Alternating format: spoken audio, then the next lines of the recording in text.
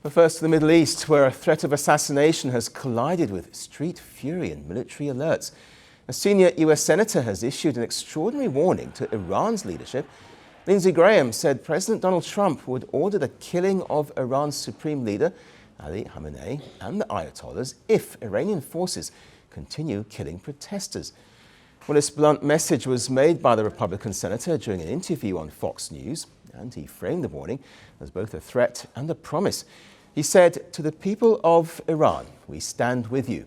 Then he turned to Tehran's clerical leadership, saying, "If you keep killing your people who are demanding a better life, Donald J. Trump is going to kill you."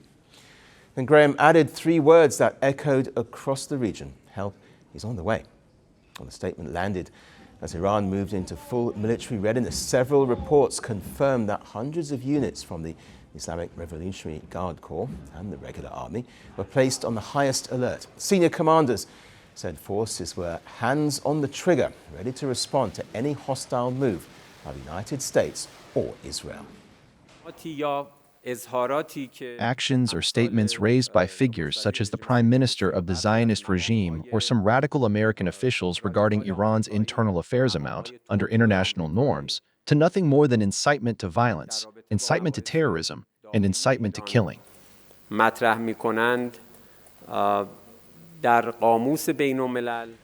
Inside Iran, the crisis says escalating protests erupted last month after the rial collapsed to record lows, triggering panic across markets and the resignation of the central bank chief. Well, since then, demonstrations have now spread to 92 cities in 27 provinces. Rights groups report at least 36 protesters have been killed and more than 2,000 have been detained nationwide.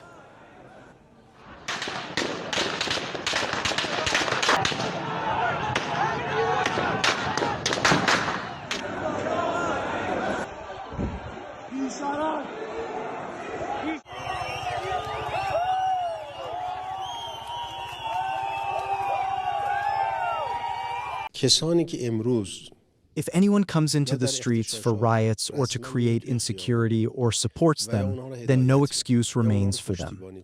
The matter has become very clear and transparent. They are now operating in line with the enemies of the Islamic Republic of Iran.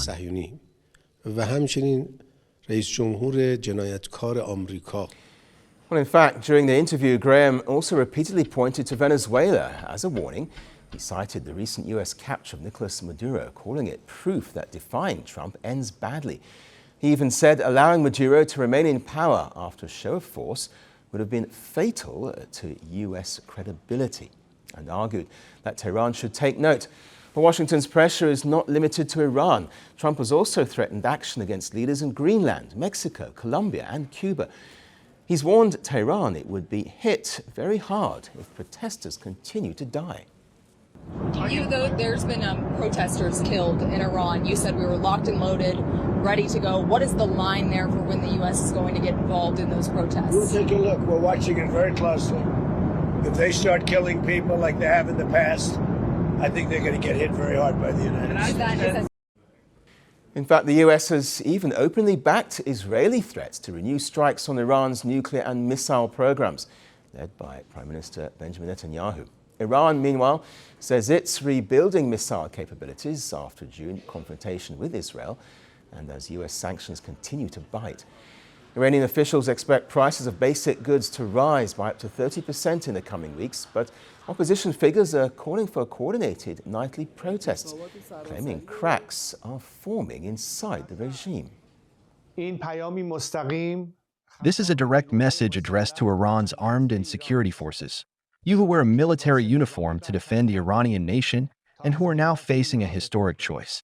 In these decisive moments, I expect you to return to the embrace of the nation and to use your weapons not to fire at people, but to protect them.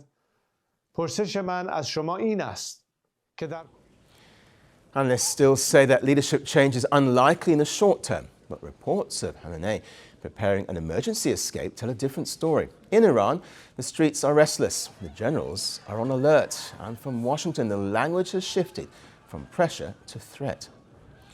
Whether this moment ends in retreat, rupture, or something far more dangerous now depends on who blinks first. The crowds in Iran's streets, or those with their fingers on the trigger. The world doesn't fit in boxes, so why should your news? From battlefields to negotiation tables, from internet outrage to real-world injustice. The conversations everyone is having and the ones they're avoiding. It's the same show, but this new year, Firstpost America gets a new look. I'm Cary Johnston, and this is Firstpost America.